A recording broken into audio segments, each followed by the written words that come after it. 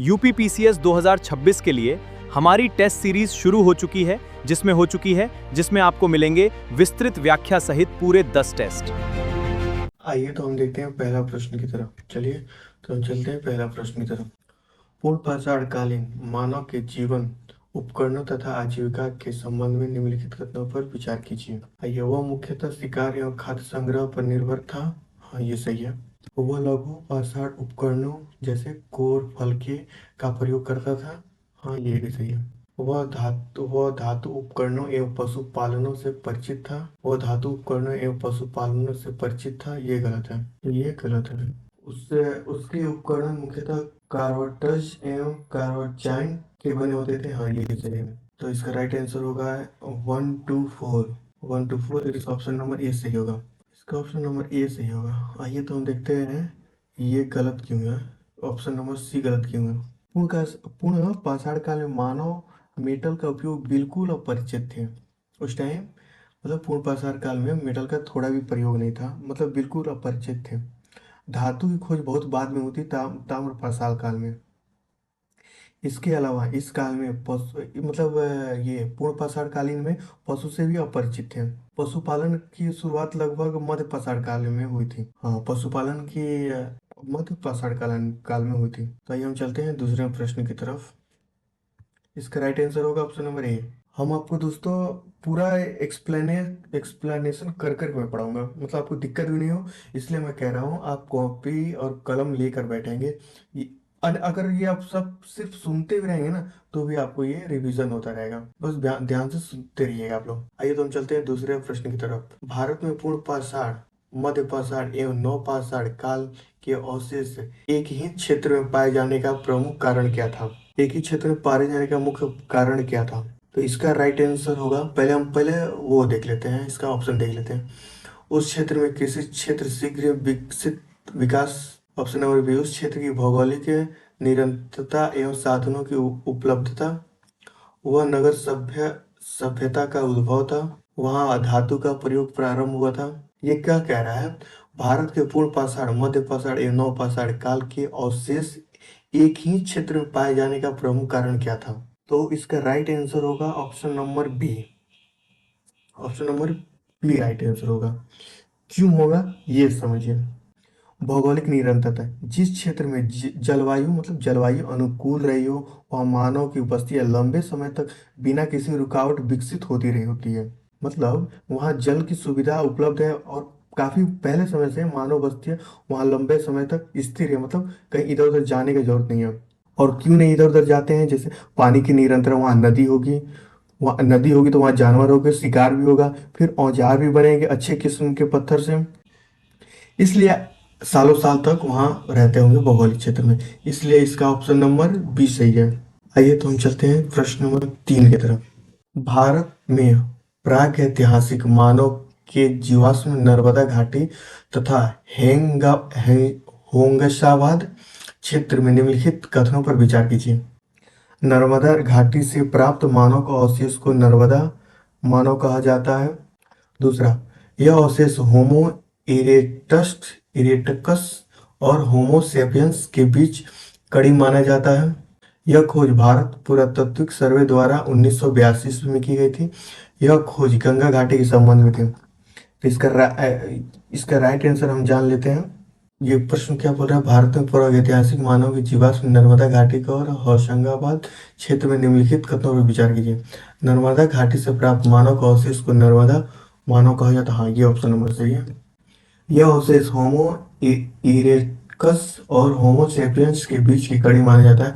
हाँ, ये भी सही है। नर्मदा नदी के आसपास क्षेत्र में लोग रहते थे, मतलब जहाँ नदी होती वहां ही तो मानव का विकास होगा। और हम तीसरा प्रश्न देखते हैं, तीसरा ऑप्शन देखते हैं। यह खोज भारत पुरातात्विक सर्वेक्षण द्वारा 1982 में हुई थी। हाँ, ये भी सही हुई थी। 5 दिसंबर 1982 को हुई थी। हाँ, ये भी सही है। यह खोज गंगा घाटी से संबंधित है। नहीं, ये गंगा घाटी से कहाँ संबंधित है? ये तो प्रश्न में सीधे कह रहा है ना, ये नर्मदा घाटी, यानी नर्मदा ही होगा। ये ऑप्शन नंबर गलत है। तो इसका राइट आंसर होगा 1 2 3। इसमें 1 2 3 का हाँ, ऑप्शन नंबर ए सही होगा। ऑप्शन नंबर ए सही होगा। आइए तो हम चलते हैं चौथे प्रश्न की तरफ। चौथा प्रश्न क्या कह रहा है आपको? सराय नहर साय एवं महदहा से संबंधित निम्नलिखित कथनों पर विचार कीजिए। आज पहला ऑप्शन है, ये स्थल गंगा घाटी मध्य पठार संस्कृति से संबंधित है। हाँ, ये सही है। इन स्थलों से मानव समाधियां प्राप्त हुई थी। हाँ, ये भी सही है। यहाँ से आभूषण सूक्ष्म पाषाण उपकरणों एवं दैनिक उपयोग वस्तुएं मिली। हाँ, ये भी सही है। ये स्थल नवपाषाण कृषि संस्कृति प्रत्यक्ष प्रमाण प्रस्तुत करते हैं। ये गलत है। ये नवपाषाण काल नहीं होगा बच्चों, ये नवपाषाण काल नहीं होगा, ये होगा मध्य पाषाण काल। ये मध्य पाषाण काल होगा, इसलिए ये चौथा गलत है। तो आपका 1 2 3 है, ऑप्शन नंबर ए सही है, विकल्प ए सही है। ये पूछ रहा है कौन सा कथन सही है। अगर दोस्तों इस एक्सप्लेनेशन का अगर आपको पीडीएफ चाहिए ना, इस एक्सप्लेनेशन अगर पीडीएफ चाहिए तो हम अपने व्हाट्सएप पे डाल दूंगा, वहां से आप लोग व्हाट्सएप चैनल पे डाल दूंगा, आप लोग वहां से डाउनलोड कर लीजिएगा।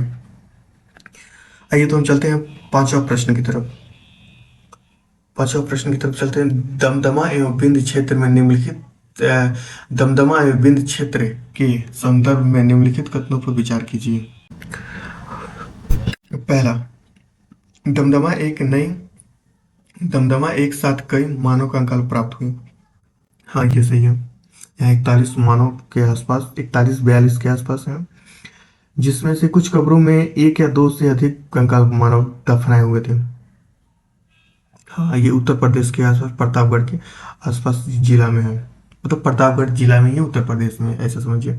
हाँ, दमदम ये आइए गया दूसरा ऑप्शन, दमदमा उत्तर प्रदेश क्षेत्र के बिंद क्षेत्र में स्थित। हाँ, ये भी सही है। बिंद क्षेत्र से सर्वाधिक मानव कंकाल नवपाषाण काल में मिले। ये गलत है दोस्तों, ये नवपाषाण काल, ये मध्यपाषाण काल में होगा। बिंद क्षेत्र में जैसे लेखरिया के आसपास सर्वाधिक मानव के कंकाल मिले थे, मध्यपाषाण काल में मिले थे, नवपाषाण काल में नहीं। ये गलत है।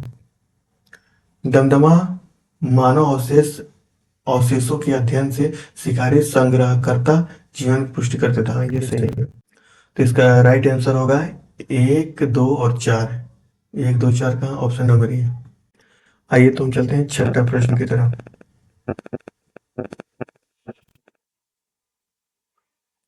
लेवरा देव एवं नवपाषाण काल के संदर्भ में निम्नलिखित कथनों पर विचार कीजिए, और इसमें देखना है कौन सा ऑप्शन सही है। पहला है, लेवरा देव झील के किनारे स्थित प्रारंभिक कृषि स्थल मिला। हाँ, लेवरा देव में चावल मिला था, ये सही है। यहाँ चावल की खेती के साक्ष्य मिले थे। हाँ, ये भी सही है। नवपाषाण काल में मानव ने अस्थायी जीवन एवं कृषि को अपनाया। हाँ, ये सही है। नवपाषाण काल में धातु उपकरणों या व्यापक उपयोग प्रारंभ हुआ था। ये गलत है, ये गलत है।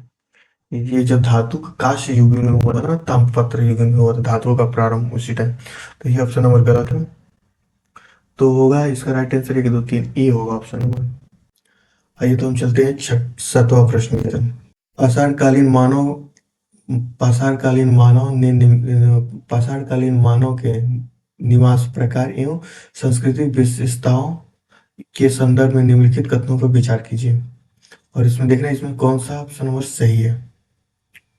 इसमें से देखना है कौन सा ऑप्शन नंबर सही है। पाषाणकालीन मानव में निवास प्रकार एवं सांस्कृतिक विशेषताओं के संदर्भ में, पूरा पाषाण काल में मानव का निवास मुख्यतः नदी घाटी के आसपास। हाँ, मानव एक प्रसिद्ध है नदिया के आसपास। दूसरा है, मध्य पाषाण काल में गुफा एवं शैलाश्रम निवास का प्रचलन बढ़ा। हाँ, ये भी सही है। नवपाषाण काल में कच्चे एवं पक्के मकानों का निर्माण प्रारंभ हुआ था। हाँ, ये भी सही है। ताम्रकाल में संबंधित ताम्रपाषाण काल का संबंध पूर्ण घुमंतु जीवन से था। नहीं, ये गलत है, ये गलत है। तो आइए हम देखते हैं क्वेश्चन नंबर 7। आइए हम देखते हैं क्वेश्चन नंबर 7। पाषाणकालीन मानव के निवास प्रकार एवं खेत सांस्कृतिक विशेषताओं के संदर्भ में निम्नलिखित कथनों पर विचार कीजिए। पहला, और इसमें देखना है कौन सा ऑप्शन सही है। पूरा पाषाण काल में पूरा पाषाण काल में मानव का निवास मुख्यतः नदी के आसपास, नदी के तटों के आसपास था। ये सही है। एवं शैलाश्रय मतलब वो जैसे हम लोग आश्रम नहीं कहते हैं, इसलिए आश्रम निवास का प्रचलन बड़ा, हाँ ये सही है। नौ प्रसार काल में कच्चे हैं पक्के मकानों का निर्माण प्रारंभ, हाँ ये सही है। ताम्र प्रसार काल में पूर्णतः घुमंतु जीवन से था, नहीं ये गलत है, ये गलत है। घुमंतु नहीं था, अस्थायी था ये, इसलिए इसका ऑप्शन सही होगा, ऑप्शन नंबर ए इसका सही होगा। तो आइए हम चलते हैं क्वेश्चन नंबर 8 की तरफ। क्वेश्चन नंबर 8 की तरफ, निम्नलिखित स्थलों एवं कला निर्धारण विशेषताओं पर विचार कीजिए। पहला, काष्ठा मध्य प्रदेश में स्थित है तथा ताम्र संस्कृति से संबंधित है, हाँ ये सही है। चिरांग बिहार में स्थित है और नौपाषाण संस्कृति संस्कृति महत्वपूर्ण स्थल है, हाँ ये भी सही है। तीसरा, दमयाताबाद महाराष्ट्र में स्थित है तथा पूर्णतः हड़प्पा संस्कृति से जुड़ा है, ये गलत है। दमयाताबाद महाराष्ट्र के अहमदनगर जिले में प्रवरा नदी के तट पर स्थित है। यद्यपि यहाँ हड़प्पा संस्कृति का अवशेष जैसे कांसे का रथ मिले हैं, लेकिन पूर्णतः हड़प्पा संस्कृति से जुड़ा हुआ नहीं था। पूर्णतः ये हड़प्पा संस्कृति से जुड़ा हुआ नहीं था, हड़प्पा संस्कृति से जुड़ा था, ये ऑप्शन गलत है। चौथा देखते हैं, पाषाण कांस्य एवं लौह युग का प्रथम व्यवस्थित विभाजन थॉमसन ने किया था, हाँ ये थॉमसन की, इसका नाम था क्रिश्चियन जोसेफ थॉमसन, ऐसे ही नाम था इनका, ये सही है। तो इसका होगा 1, 2 और 4, 1, 2 और 4 इसका राइट आंसर है ऑप्शन नंबर ए। आइए तो हम देखते हैं प्रश्न नंबर 9 के तक। हड़प्पा सभ्यता के नगर नियोजन एवं कृषि व्यवस्था के संदर्भ में कथनों पर विचार कीजिए और इसमें देखना है कौन सा कथन सही है। इसमें देखना है कौन सा कथन सही है। धौलावीरा एक विशाल जल संरक्षण प्रणाली के प्रमाण में, हाँ ये सही है। और आप लोगों को धौलावीरा कहाँ है? ऑप्शन नंबर 2, हड़प्पा सभ्यता में सरसों तिल जौ एवं गेहूं खेती की जाती है, हाँ ये सही की जाती थी। चंद्रबुद्ध केवल धार्मिक केंद्र था और औद्योगिक गतिविधियों से रहित था, ये गलत है, ये गलत है। चंद्रबुद्ध सॉरी दोस्तों, चंद्रबुद्ध केवल धार्मिक केंद्र था और औद्योगिक गतिविधियों से रहित था, ये गलत। चंद्रबुद्ध का प्रमुख केंद्र औद्योगिक केंद्र था, न कि केवल धार्मिक केंद्र था। यहाँ मनके बनाए जाते थे, शंख बनाए जाते थे, मोहरे बनाए जाते थे, कि यहाँ कारखाने मिले थे। चंद्रबुद्ध केवल धार्मिक केंद्र नहीं था, औद्योगिक केंद्र था, ये गलत है। और हड़प्पाई नगर में जल प्रबंधन नगर नियोजन का अभिनव था, हाँ ये सही है। देखिए दोस्तों, हड़प्पा सभ्यता अपने उत्कृष्ट नगर नियोजन के लिए जाना जाता था, ढकी हुई नालियां थी, जल प्रवाह में उत्तम व्यवस्था था, नियोजन मतलब ये उसके लिए जानी थी। तो इसका राइट आंसर होगा 1, 2 और 4, इसका भी ये होगा। या तो सबका यही आ रहा है। अब हम चलते हैं क्वेश्चन नंबर 10 की तरफ। क्वेश्चन नंबर 10 की तरफ, निम्नलिखित पर विचार कीजिए और सही कथन का चयन कीजिए। स्वतंत्रता के बाद भारत में उत्खनन किया गया प्रथम स्थल रोपड़ था, हाँ ये सही है, रोपड़ था, ये रोपड़ था। ये इस टाइम रोपड़ जानते क्यों ना पड़े, ये रूपानगर बाद में पड़ गया इसका, और सतलज नदी के तट पर स्थित है, ये भी सही है। तो वर्तमान में इसका रूपनगर पंजाब में सतलज नदी के तट हड़प्पा सभ्यता का स्थल था। अब हम देखते हैं तीसरा मोहनजोदड़ो और चंडमुद्रो दोनों सिंध क्षेत्र में स्थित है, हाँ ये सही है। सिंध क्षेत्र वर्तमान में पाकिस्तान में है। सुरकोर्ता पूर्णतः पाकिस्तान में स्थित हड़प्पा स्थल है। सुरकोर्ता इसलिए गलत है, 1, 2, 3, इसका राइट आंसर होगा ये ए। सुरकोर्ता पूर्णतः बंगाल, ये पाकिस्तान में नहीं है, ये गुजरात में, गुजरात राज्य कच्छ जिले में। यहाँ घोड़े का अवशेष की प्रसिद्ध, आप लोग जानते हैं सुरकोर्ता में। चलते हैं प्रश्न नंबर 11 की तरफ। निम्नलिखित में से किस हड़प्पा स्थल से विस्तृत क्रीड़ा क्षेत्र या स्टेडियम के प्रमाण प्राप्त हुए तथा वह राजस्थान में स्थित है? इसका राइट आंसर होगा option number D, Kalibangan. Question number 12 तरफ देखेंगे हम। निम्नलिखित कथनों पर विचार कीजिए, कौन सा कथन सही है? हड़प्पा रावी नदी के तट पे स्थित था, ये सही है। रोपड़ सतलज नदी किनारे स्थित है, हाँ सही है, अभी आप लोग को ऊपर हम पढ़ाए। लोथल घगर नदी पर अवस्थित है, ये गलत है। ये लोथल जो है भोगा नदी पे, और कालीबंगा गलत है ना, ये कालीबंगा घगर नदी पर स्थित है, ये सही है। तो इसका राइट आंसर है 1, 2 और 4, 1, 2, 4 सारा ऑप्शन यही आ रहा है। अब आप लोग को लग रहा है आगे बताने की जरूरत है, खुद ही बता देंगे कि ऐसा 13 होगा। नीचे 2 कथन दिए गए हैं, एक को कथन ए और एक दूसरे को कथन आर कहा गया। कथन आर, चनहुद्रो और लोथल हड़प्पा सभ्यता के प्रमुख केंद्र थे। कथन आर इन स्थलों से मक्का निर्माण, तंबा ढलाई तथा सन का प्रमाण मिले। इसमें देखना है कौन सा कथन सही है। तो चनहुद्रो लोथल, हाँ ये तो सही है। और इन स्थलों से मक्का निर्माण, तंबा ढलाई, हाँ ये भी सही है। और सही स्पष्टीकरण ये सही है हमारा इसका।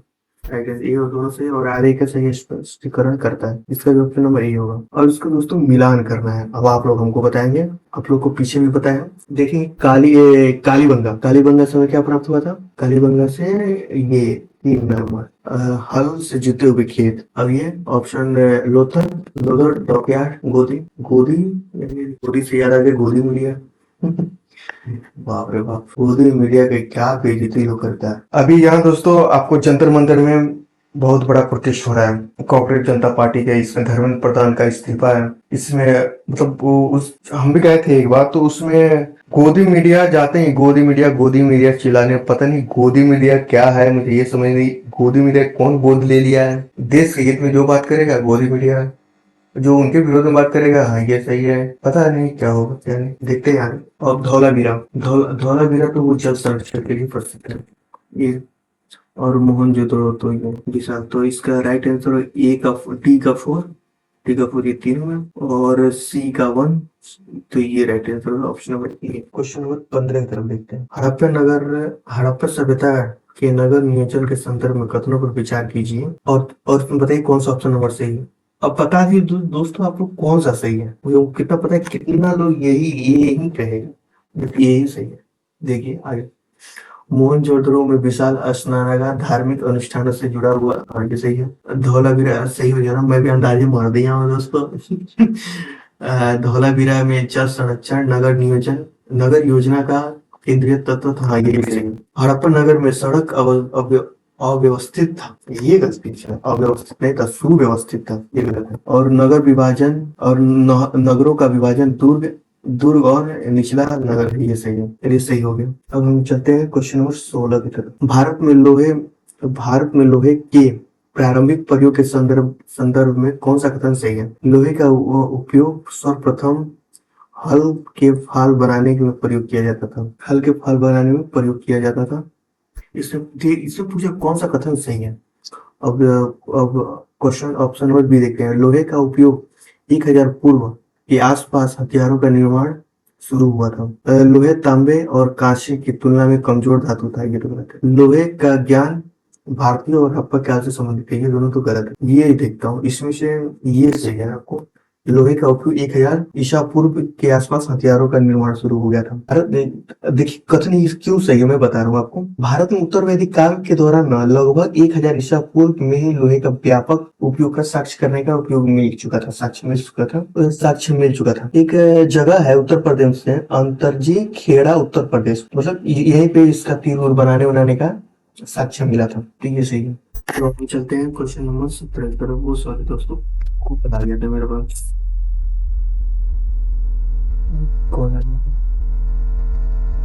अब हम देखते हैं 17 नंबर क्वेश्चन। गंगा घाटी के घने जंगलों को साफ करने में किस उपकरण ने ऐतिहासिक भूमिका निभाई थी?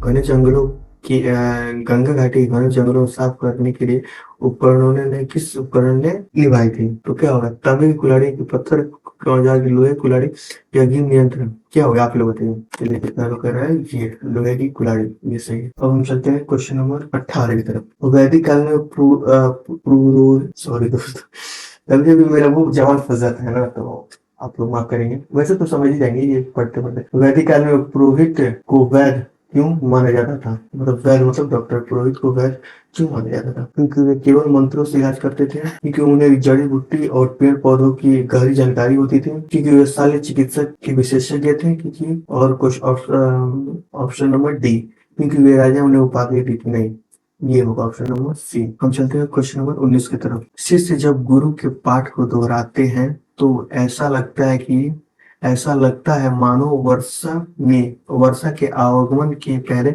मेढक टर टर कर रहे हो। यह वर्णन कहाँ से मिलता है? ऋग्वेद के एक सूक्त में, उपनिषदों के संवाद में, रामायण के श्लोकों में, या मनुस्मृति के अध्यायों में। तो इसका राइट आंसर होगा ये ऑप्शन नंबर ए, ऋग्वेदों की एक सूक्त में। अब हम चलते हैं क्वेश्चन नंबर 20 की तरफ। निम्नलिखित में कौन सा युग मनोरंजन के संदर्भ में सही है? मनोरंजन के संदर्भ में सही है, इस संदर्भ में सही सम्मिलित करें। रथों की दौड़ एक मनोरंजन, एकमात्र मनोरंजन, कौन सा सही है? बीड़ा और ढोल का प्रतिबंधित वाद्य यंत्र था। जुआ खेलना एक प्रिय मनोरंजन, सबसे प्रिय मनोरंजन।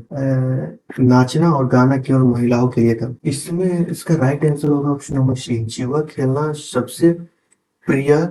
ये गलत है, ये यही सबसे मनोरंजन नहीं था, और भी थे, लेकिन जुआ खेलना सबसे मनोरंजन, इसलिए ये सही होगा, सबसे प्रिय। ऑप्शन नंबर सी सही आंसर है। उत्तर वैदिक काल में वेशभूषा के संबंध में कौन सा कथन सत्य है? ऑप्शन नंबर देखेंगे, लोग केवल रेशमी वस्त्र पहनते थे। पहनावे का मुख्य रूप से दो वस्त्र ऊपर, हाँ ये सही है, एक ऊपर ढका हुआ नीचे ढका हुआ, दोनों वस्त्र रहते थे उत्तर वैदिक काल में वेशभूषा। आइए हम देखते हैं 22। सोम के संदर्भ में कौन सा कथनों पर विचार कीजिए। यह एक नशीली सूरा थी जो रोजाना पी जाती थी। सोम मतलब समझते हैं दोस्तों, सोम रस ये वही है सोम रस। यह एक अति विशिष्ट पेय था जिससे धार्मिक उत्सव में पिया जाता था। इसे तैयार करना बहुत ही कठिन था। ये एक नशीली नहीं था सोम रस। हम लोग इसको बदनाम कर रहे हैं सोम रस को। ये नशीली था, लेकिन हल्का एकदम नाम मत कहीं नशीली था। यह एक अति विशिष्ट पेय था जिसमें धार्मिक उत्सव में पिया जाता था। हाँ ये सही है, इसका कारण ये सही है। ये जानते हैं क्या, आज का जो चाय नृत्य समझते हैं, सत्यनारायण बाबा कत्था जो होता है, तो बाद में चूरन और उसके साथ चाय पंच अमृत दिया जाता है। इसे कितना जगह पंचामृत कहा जाता है, ये वही है। इसे तैयार करना काफी कठिन था, ये सही है। ये 2 और 3 ऑप्शन भी सही है। और हम चलते हैं 30 की तरफ। वैदिक अर्थव्यवस्था में निम्नलिखित में से कौन सा सामान्य व्यवसाय की श्रेणी में आता है? वैदिक अर्थव्यवस्था में निम्नलिखित में से कौन सा सामान्य व्यवसाय के संबंध में आता है? धातु कर्म और बढ़ईगिरी, मछली मारना, पशुपालन, चमड़े का काम, या उपयुक्त सभी। उत्तर वैदिक काल में तो सभी था, उपयुक्त सभी। वैदिक काल के लोगों के आहार का मुख्य रूप में क्या शामिल था? दूध, मक्खन और घी, फल, सब्जी, अन्य मांस, मधु, ये सबसे हम चलते हैं क्वेश्चन नंबर 25 की तरफ। सामान्य पुरोहितों के प्रथम स्थान प्राप्त करने का मुख्य कारण क्या था? इसका राइट आंसर होगा ऑप्शन नंबर बी, धर्म समाज अत्यंत महत्वपूर्ण बना देता था। अब क्वेश्चन नंबर 26 की तरफ चले। सोहना संस्कृति किस पाषाणकालीन संस्कृति का दूसरा नाम था? ये बहुत अच्छा क्वेश्चन है दोस्तों। सोहना संस्कृति किस पाषाणकालीन संस्कृति का दूसरा नाम था? ए निम्न पूर्ण पाषाण काल, 2 मध्य पूर्ण पाषाण काल, 3 उच्च पूर्ण पाषाण काल, या मध्य पाषाण काल। इसका राइट आंसर होगा ऑप्शन नंबर ए। दोस्तों हमारे चैनल को आप लाइक, सब्सक्राइब और शेयर अपने दोस्तों को भी भेज दीजिएगा, क्योंकि वो भी सुनते रहें। आप कहीं भी बैठे रहें, ट्रेन में, गाड़ी चलाने में तो नहीं सुनना चाहिए, लेकिन गाड़ी में अपना जो गाड़ी का म्यूजिक सिस्टम रहता है उसमें चलाकर सुन सकते हैं। टहलने में। बेलन घाटी उत्तर प्रदेश किस स्थल से अस्थि निर्मित मातृ देवी की प्रतिमा प्राप्त हुई थी? अस्थि से निर्मित मातृ देवी प्रतिमा प्राप्त हुई थी। सराय, नाहर राय, सराय, नाहर राय, लोधाहा नाला, दमदमा, या चौपानी मांडो। इसका राइट आंसर होगा ऑप्शन नंबर बी। यह उत्तर प्रदेश के, जानते हैं दोस्तों, उत्तर प्रदेश के प्रसिद्ध पुरातात्विक स्थल है। इसका खोज उच्च पाषाण काल में हुई थी। हड्डियों से बनी हुई अस्थि यही मिली हुई थी उच्च पाषाण, पूरा पाषाण काल। यह बेहद वो माना जाता है इसको, मतलब बेलन घाटी जो ये अस्थि जहाँ मिली हुई थी बेहद प्राचीन काल में था। ये वर्तमान में ना इसका अस्थि जो है, इनका जो अस्थि है, ये कौशाम्बी म्यूजियम में सुरक्षित रखा गया है। अब हम चलते हैं क्वेश्चन नंबर 28 की तरफ। फलक संस्कृति का संबंध निम्नलिखित में से किस काल में है? फलक संस्कृति का संबंध किस काल से है? निम्न पूर्व पाषाण काल, मध्य पूर्व पाषाण काल, या उच्च पूर्व पाषाण काल? इसका राइट आंसर होगा ऑप्शन नंबर बी, मध्य पूर्व पाषाण काल। मध्य पूर्व पाषाण काल के संदर्भ में दमदमा नामक पूरा स्थल से एक ही कब्र कितने मानव कंकाल के एक साथ दफनाए हुए मिले थे?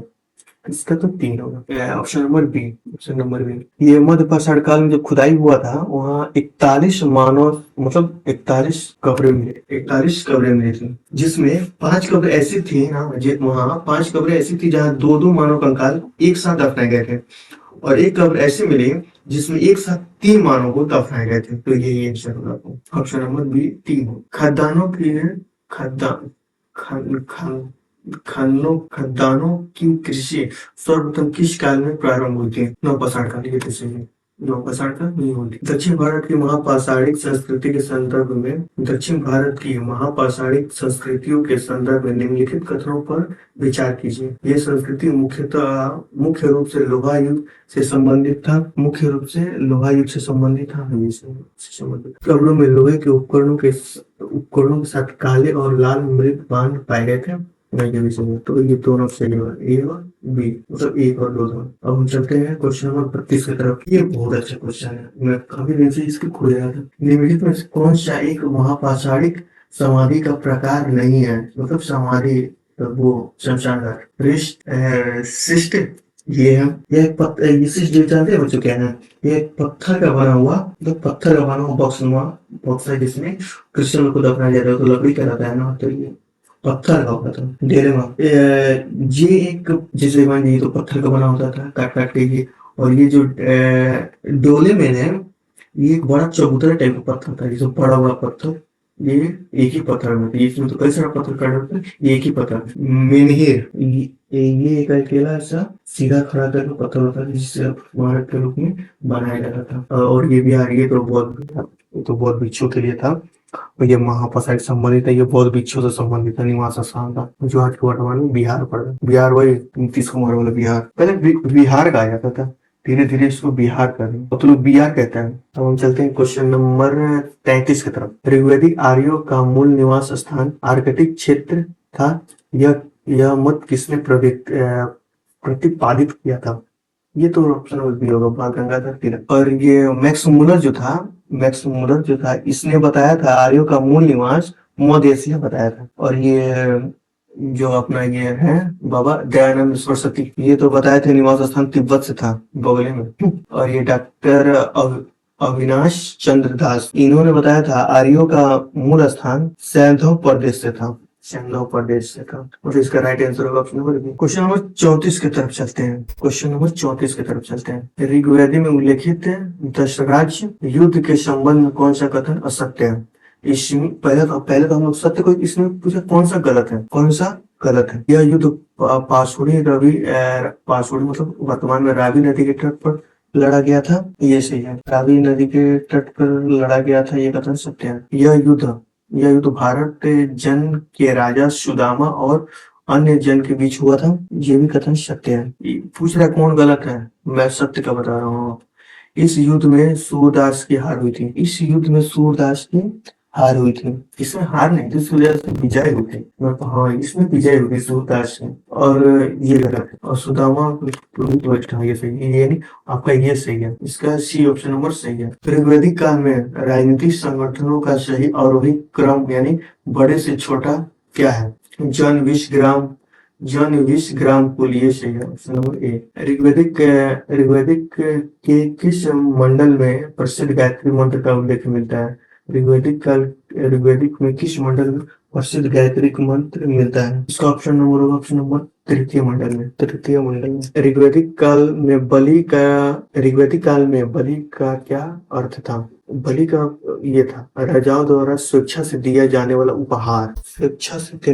उपहार था। ऋग्वैदिक समाज के संदर्भ में अभाजु किसे कहा जाता है? वह कन्या जो जीवन भर अविवाहित रहती थी, ये आपका लुसेंट में दिया है। उत्तर भारत के किस स्थल से महापाषाणिक समाधान के साक्ष्य मिले होंगे से। हम चलते हैं क्वेश्चन नंबर 40 की तरफ। ऋग्वैदिक धर्म के बारे में निम्नलिखित में से कौन सा कथन सही है? इसमें सही पूछा है। ऋग्वैदिक काल में आर्य मूर्ति पूजा और मंदिर पूजा निर्माण करते थे, ये सही, गलत है, ये गलत। इसमें देखिए कौन सा सही है। उनका धर्म मुख्य रूप से बहुदेववादी था, लेकिन एकेश्वरवाद में विश्वास रखते थे, ये सही है, ये गलत है, ये सही है। इंद्र को जल का देवता हम इंद्र को बारिश का देवता माना जाता है। ये गलत है। बारिश का मतलब ये गलत है। सोम सोम सोम युद्ध के देवता थे। ये गलत है। सोम युद्ध के देवता नहीं थे। सोम वनस्पति सबके आदि के देवता थे। तो इसका right answer option number B सही है। हर्यक वंश किस शासक को श्रेणिक के नाम से जाना जाता था? इसका राइट आंसर होगा ऑप्शन नंबर बी, बिंबिसार। मतलब जो हर्यक वंश है ये किस शासक को सैनिक के नाम से जाना जाता था? इसका राइट आंसर होगा बिंबिसार। लेकिन किस ग्रंथ में? ये जैन धर्म के ग्रंथ में है। ये भी लिख लीजिएगा आप लोग, जैन ग्रंथ के धर्म में है। और हर्यक वंश के संस्थापक ये भी यही था। और इसको क्या कहा जाता था दोस्तों? अजात शत्रु। इसको पुणिक कहा जाता था। पुणिक जो अपने बाप को मार देता था। उदयदीन इन्होंने तो पटना नगर की स्थापना की थी। अनागदशक ये हर्यक वंश के अंतिम शासक थे। हर्यक वंश के अंतिम शासक थे। साथ साथ नोट करते चलिएगा लोग। निम्नलिखित में से किस शासक ने गंगा और सोन नदी के संगम पर पाटलिपुत्र नगर की स्थापना की थी? ये तो सही है। ये उदयदीन होगा। उदयदीन होगा। प्रथम बौद्ध संघ आयोजक किसके शासन काल में हुआ था? अजातशत्रु के शासनकाल में हुआ था। शिशुनाग वंश किस शासक के समय द्वितीय बौद्ध संधि की आयोजन वैशाली में हुआ था? इसका हुआ था कालाशोक। सर्वछत्रांतक क्षत्रियों का नाश करने वाला द्वितीय परशुराम की उपाधि किसने धारण की थी? देखिए, द्वितीय परशुराम की उपाधि किसने धारण की थी? महापद्मनंद। द्वितीय परशुराम, 117 एक और होगा ना, लेकिन ये द्वितीय परशुराम की उपाधि धारण की थी महापद्मनंद ने। निम्नलिखित में से कौन सा मगध शासक सिकंदर महान का समकालीन था? सिकंदर महान का समकालीन था। इसका राइट आंसर होगा धनानंद होगा। धनानंद सिकंदर जानते हैं दोस्तों? धनानंद सिकंदर ने जब 1326 ईसा पूर्व मतलब बीसी में ना भारत पर आक्रमण किया था, उस समय मगध का शासक नंद वंश का अंतिम शासक धनानंद ही था। धनानंद के पास विशाल सेना थी।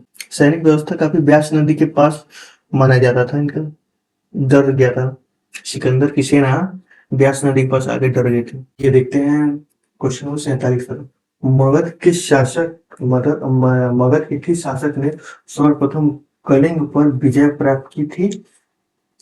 वहां से जिन की मूर्ति उठाकर लाया था। इसका राइट आंसर होगा ऑप्शन नंबर महापद्म। अब थोड़ा इसके बारे में जानते हैं। उड़ीसा के भुवनेश्वर के पास स्थित है हाथी गुम्फा शिलालेख। इस घटना का जानकारी मिलता है वहां दोस्तों। यह शिलालेख खारवेल का था। खारवेल लिखवाया होगा कलिंग का। कलिंग राजा थे खारवेल। अब देखते हैं। ये तो देख लें। अब बाद में जानते हैं कि दोस्तों जो सदियों बाद कलिंग के महामेघ वाहन वंश के महावेग वाहन के वंश के प्रतापी राजा खारवेल ने मगध पर आक्रमण किया। मतलब खारवेल किस वंश के थे? महामेघवाहन वंश के थे। मगध पर आक्रमण किया जिससे वो मूर्ति वापस कलिंग लेकर आ गए थे। अब 48 देखेंगे। हर्यक वंश का अंतिम शासक कौन था? हर्यक वंश का अंतिम शासक कौन था जिसने अमात्य शिशु नाग के पदाच्युत कर दिया, मतलब पद से हटा दिया? ये होगा नागदशक। यह हर्यक वंश का अंतिम राजा था नागदशक। इसने तख्ता पलट दिया क्योंकि अयोग्य और कमजोर था, तभी तो कर दिया दोस्तों। और उसके शासन असंतुष्ट थे। तो देखते हैं क्वेश्चन नंबर 49। नंद वंश के पतन का मुख्य कारण क्या था? अत्यधिक करारोपण और जनता में अलोकप्रियता। तो क्वेश्चन नंबर 50 देखते हैं। नंद शासन के महत्व के संदर्भ में निम्नलिखित पर विचार करें। उन्होंने प्रथम बार सुव्यवस्थित नौकरशाही और विशाल सेना गठन किया। नंद वंश में काफी सेना थी। नंद वंश के समय ही व्याकरण 4 पाणिनि हुई थी। हाँ, ये सही है। इसका right answer option number C. आइए हम थोड़ा इनके बारे में जानते हैं।